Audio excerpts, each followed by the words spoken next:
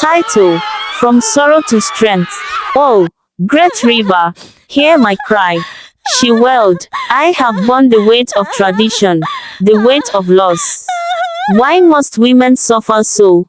In the heart of the verdant plains, in a small African village named Umudike, tradition ran deep and strong, as mighty as the ancient trees that dotted the land. In this community, when a woman became pregnant, her husband would send her to the fields for long days of labor. This was deemed a rite of passage, a testament to her strength and ability to bear children. The men of Umudike believed that hard work during pregnancy would prepare their wives for motherhood, a belief passed down through generations, forged in the fires of time and labor. Among them was Mrs. Ogechi, a spirited woman known for her grace and laughter, even in the face of hardship. With a gentle roundness to her belly that signified new life, she had eagerly awaited the birth of her child. Yet, as was customary, her husband Chike demanded she toil in the fields, urging her to cultivate yams and cassava in the scorching sun. Despite her cries of fatigue and discomfort, he turned a deaf ear, persuaded by tradition and the expectations of their community. Days turned into weeks, and Ogechi endured the grueling labor in silence until the weight of her burden became too great. One fateful afternoon, after a long day in the fields, she collapsed. The pain she felt was not just physical, it echoed deep within her heart. She lost her precious pregnancy, and the world that had once seemed so vibrant turned dull and gray. Heartbroken, she wandered to the riverbank, the river of justice, a sacred place whispered about among the villagers. It was said that the river could hear the sorrows of the souls who sought its solace. As Ogechi knelt by the water's edge, tears streamed down her cheeks like the rain that nourished the earth. Oh, great river, hear my cry. She wailed, I have borne the weight of tradition, the weight of loss. Why must women suffer so? Why must we labor until our bodies break, even while carrying life?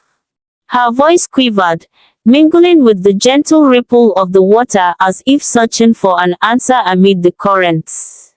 Little did she know, the river goddess, a fierce protectress of the women of Umudike, held her lament. The goddess was known for her wrath against injustice, and she had watched the men of the village thrive while the women endured pain and hardship in silence. Angered by Ogechi's plight and inspired by her courage to voice the unspoken, the goddess decided it was time for an awakening. With a surge of power, the waters of the river glimmered and churned, and unbeknownst to the villagers, dark clouds gathered above the land. The following day, the sun rose to a peculiar sight. All the men of Umudike were in a state of bewilderment, each experiencing the same symptoms: nausea, swelling bellies, and inexplicable cravings. It was as if the earth had turned upside down, and the men were not just bewildered but terrified. Chike, once proud and resolute, could do nothing but clutch his stomach, realizing that he too was now part of the burden he had placed upon his wife. As he staggered to fetch Ogechi, he saw his neighbors in similar states of panic and confusion, each man grappling with a reality they had never imagined.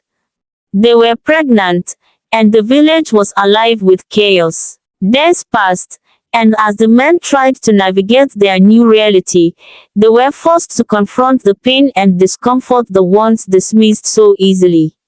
They found solace in the women the hard ones expected to endure.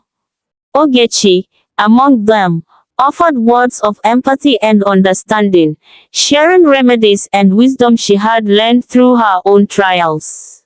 With each passing day, the men began to comprehend the weight of pregnancy, the trials faced by their wives, and the sheer strength women embodied.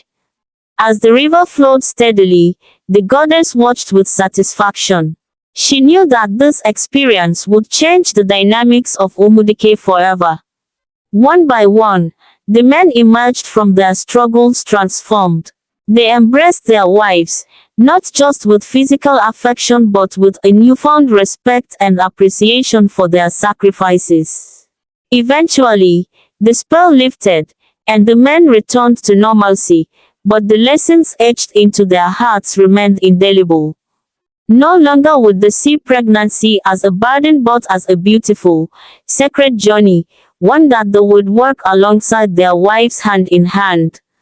Ogechi, once wrought with sorrow, stood tall, knowing the bond between the men and women of Umudike had strengthened through understanding. Sometimes, you will never understand how painful the shoes are until you taste it, to know how it felt each time someone else wears it. A lesson learned from the depths of sorrow and the heights of resilience. Thanks for watching. Please like, share and subscribe for more.